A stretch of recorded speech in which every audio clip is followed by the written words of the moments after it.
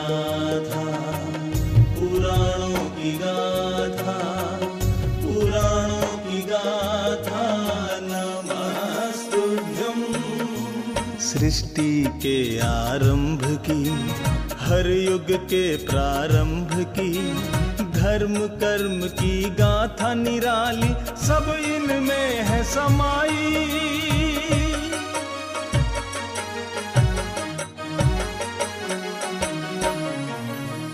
पुराणों की गाथा, पुराणों की गाथा, पुराणों की गाथा, नमस्तुभ्यं। कल्प वृक्ष की महिमा न्यारी, ममता स्नेह और श्रद्धा न्यारी। ऋषि मुनियों के प्रताप से, दुष्कर्मों के संताप से, ज्ञान ध्यान विज्ञान है पाया, अंधकार अज्ञान मिटाया, सत्य इनमें समाया।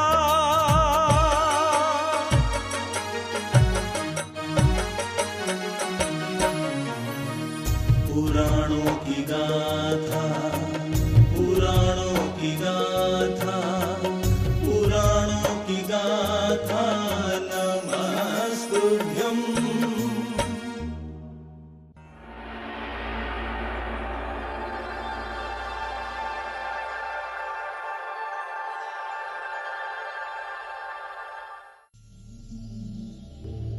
इस चराचर जगत में प्रत्येक वस्तु गतिमान है। प्रत्येक क्षण प्रतिक्षण काल का ग्रास बन जाता है। किसी भी व्यक्ति अथवा वस्तु का आरंभ उसके अंत पर जाकर संपन्न होता है और फिर उसी समाप्ति से एक नए आरंभ का उदय होता है। काल के चक्र की ये गति अनादि काल से चल रही है और अनंत काल तक चलायमान रहेगी। काल की इस गति के साथ साथ सदैव परिवर्तन भी होता है। यह परिवर्तन काल को एक चक्र में निर्धारित करता है। इस संपूर्ण काल चक्र की यात्रा में कई बदलाव समय के अनुसार आते रहते हैं। कभी भोग प्रधान होता है तो कभी सद्मार्ग से भटके जीव के लिए धर्म का मार्ग प्रशस्त होता है ताकि जीव की सद्गति हो सके। तो कभी समय मानव को कर्म प्रधानता की ओर ले जाता है। लेकिन यह काल परिवर्तन इस अनंत आकाश में कहां घटित होता है? यथार्थ में इस अनंत आकाश के मध्य हैं 3 लोक, जिसमें सबसे नीचे है अधोलोक, जहां 7 नरक हैं, जिनमें सैकड़ों जीव भयानक दुख और पीड़ाओं को सहन करते हैं। वहीं दूसरी ओर पुण्य के प्रभाव से ऊर्ध्वलोक में जीव अनंत सुखों को भोगते हैं, जिसके मध्य लोक में स्थित हैं असंख्यात द्वीप समुद्र और इन्हीं द्वीप समुद्र के बीच में है जम्बू द्वीप, जिसके भरत क्षेत्र और ऐरावत क्षेत्र में परिवर्तित होता है काल चक्र। और यही भरत क्षेत्र के आर्यखंड में ही हमारी पृथ्वी पर भी सदैव युग परिवर्तन होता रहता है। जिस युग में संपूर्ण जगत उत्थान से पतन की ओर गतिशील रहता है, उसे अवसर्पिणी काल कहा जाता है। इस काल में मानव जाति शीर्ष से शनैः शनैः ह्रास की ओर अग्रसर होती है। इसके विपरीत जब काल पतन से उत्थान की ओर गतिशील होता है तो उसे उत्सर्पिणी काल कहा जाता है। इस यात्रा में जीव ह्रास से उठकर पुनः धीरे धीरे विकास की ओर पग बढ़ता है।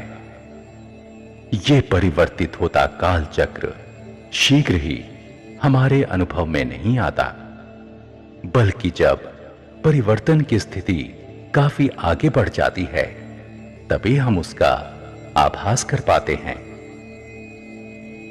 अवसर्पिणी काल के आरंभ से उत्सर्पिणी काल की समाप्ति तक काल की यात्रा का एक चक्र या कल्प काल संपन्न हो जाता है। यही काल चक्र है। अवसर्पिणी काल को थोड़ा और विस्तार से जानते हैं। यह काल 6 चरणों में घटित होता है।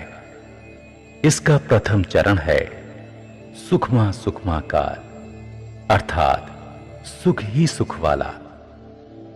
द्वितीय चरण सुखमा अर्थात सुख वाला काल। तीसरे चरण में सुखमा दुखमा काल है। यह अधिक सुख और अल्प दुख वाला काल है। चौथा चरण है दुखमा सुखमा। यह अधिक दुख और अल्प सुख वाला काल है। पांचवा चरण है दुखमा। यह दुख वाला काल है। और छठे चरण में आता है दुखमा दुखमा। यह काल पूर्णतः दुखी दुख वाला काल है। इन 6 चरणों के कालों में अवसर्पिणी काल पूर्ण होता है।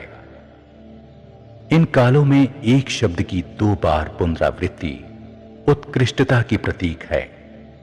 ठीक इसी प्रकार उत्सर्पिणी काल में विलोम क्रम से उत्तरोत्तर विकास की ओर यह क्रम चलता है। प्रथम काल का आरंभ दुखमा दुखमा काल से होता है। द्वितीय चरण में दुखमा काल में प्रवेश करते हैं। तृतीय चरण दुखमा सुखमा काल की ओर चलता है। इसी तरह चतुर्थ भाग में सुखमा दुखमा काल का वर्णन है।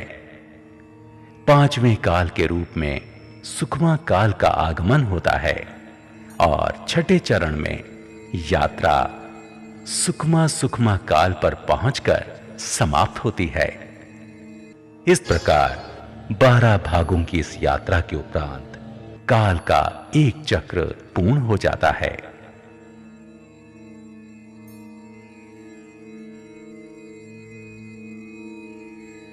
हमारी यात्रा एक बार पुनः हमें ले आई है अवसर्पिणी काल की ओर। यही हमारी कथा का आरंभ भी है। इस भाग में हमारा परिचय सुखमा सुखमा काल से होगा।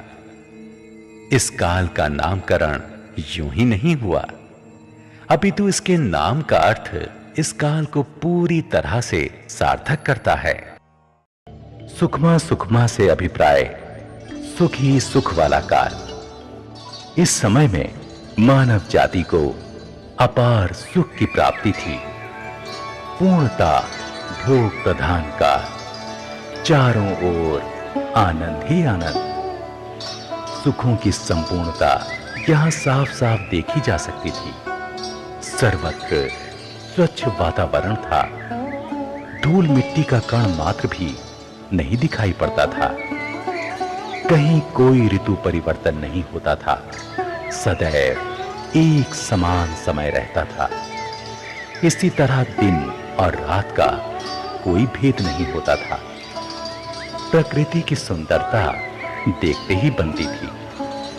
हरी हरी घास से पंचवर्ण का प्रकाश फूटता था।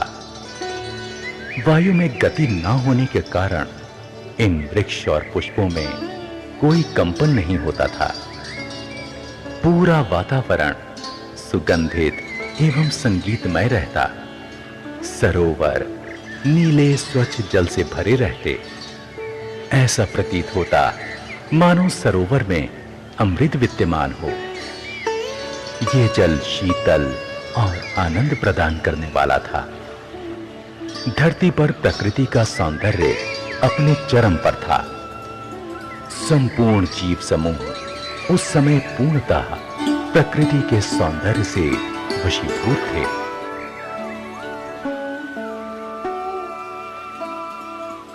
प्रिय, चलिए ना सरोवर के किनारे विहार करेंगे।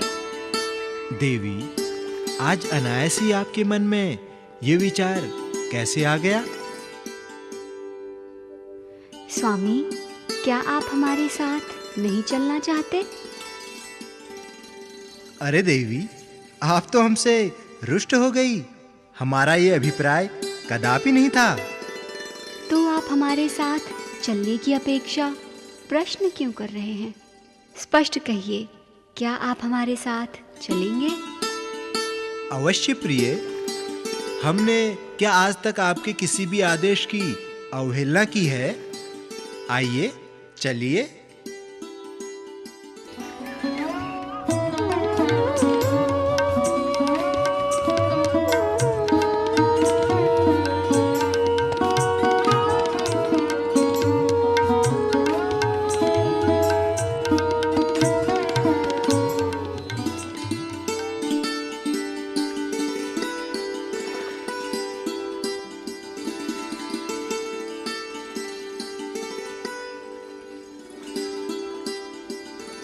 प्रिय, देखिए ना, कितना सुंदर वातावरण है। ओह देवी, लगता है आपका मन क्रीड़ा करने को लालायित है। हाँ प्रिय, ये सुखद वातावरण मानो इस क्रीड़ा का निमंत्रण दे रहा हो। ठीक है देवी, तब तो हम भी प्रकृति के निमंत्रण की अवहेलना कैसे कर सकते हैं?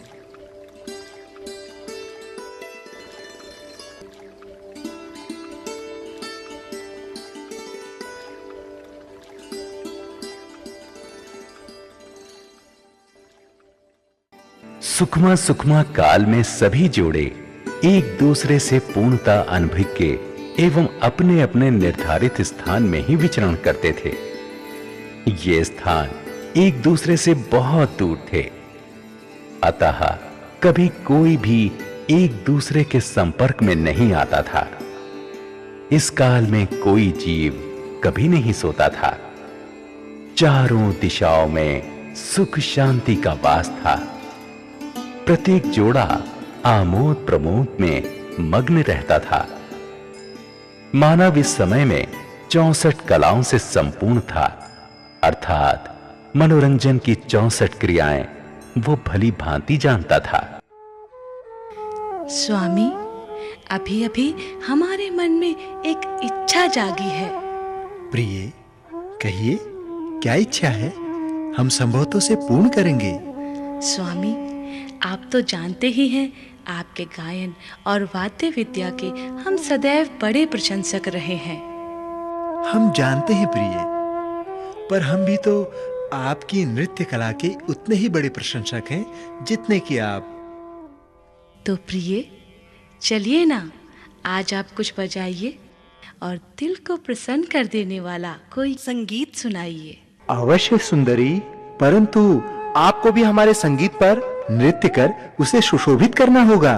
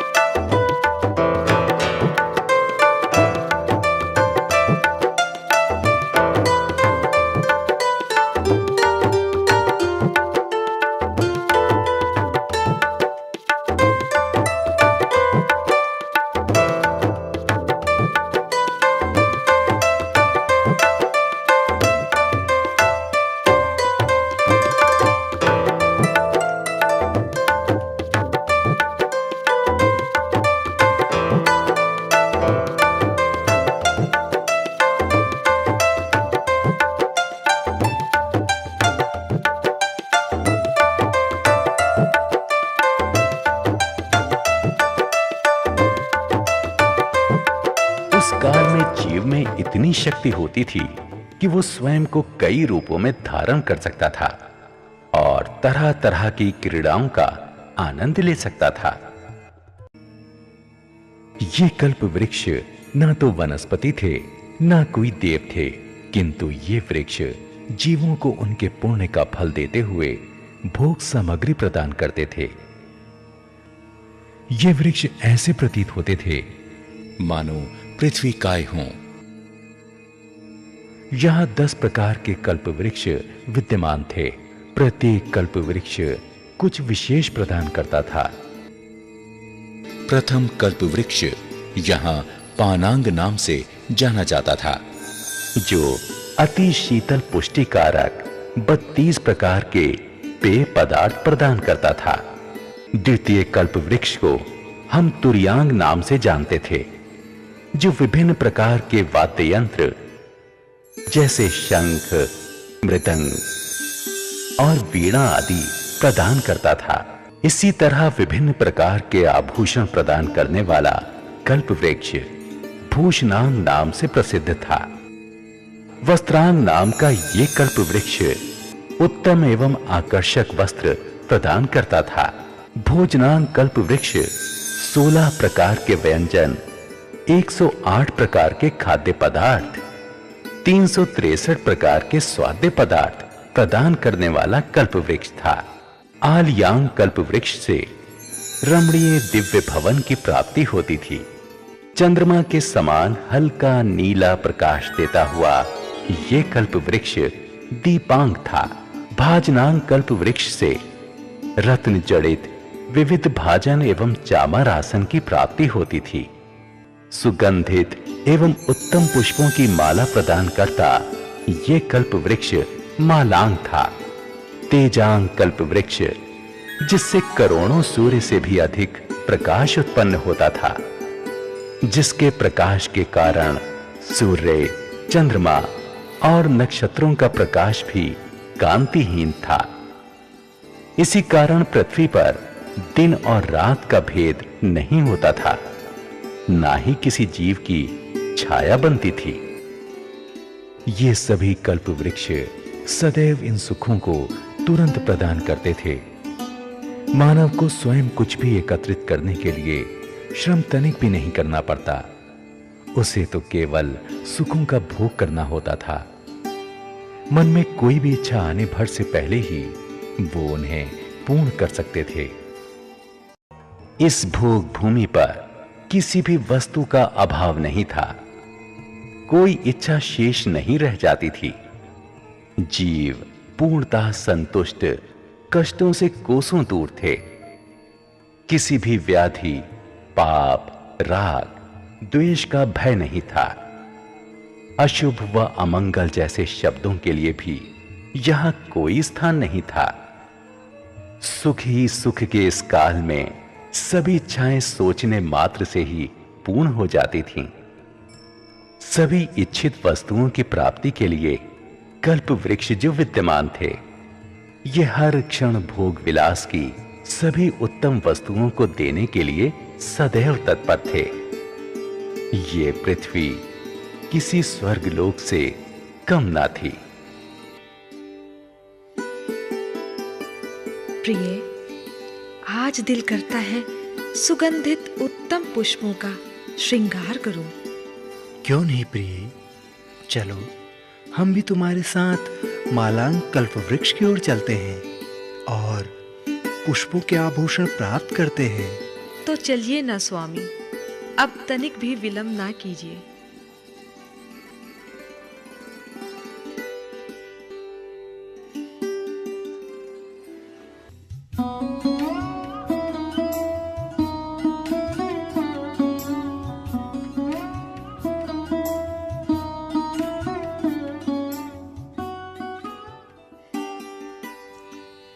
हे वृक्षदेव, मुझे पुष्पों के आभूषण प्रदान कीजिए।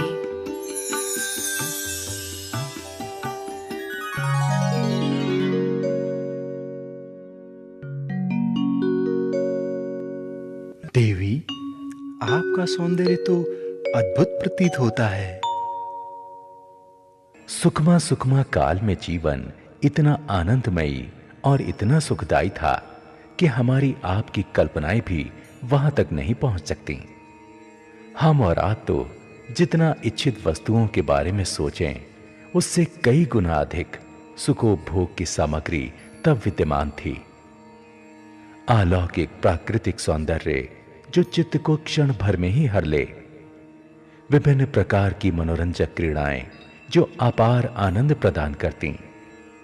सभी जोड़े इस काल में भूमंडल पर एक संपूर्ण सुखदायी जीवन जी रहे थे और उन्हें देख ऐसा प्रतीत होता था कि युगों युगांतरों तक वे सभी इसी प्रकार प्रसन्नचित्त रहेंगे और किसी भी प्रकार का दुख उन्हें छू भी नहीं पाएगा।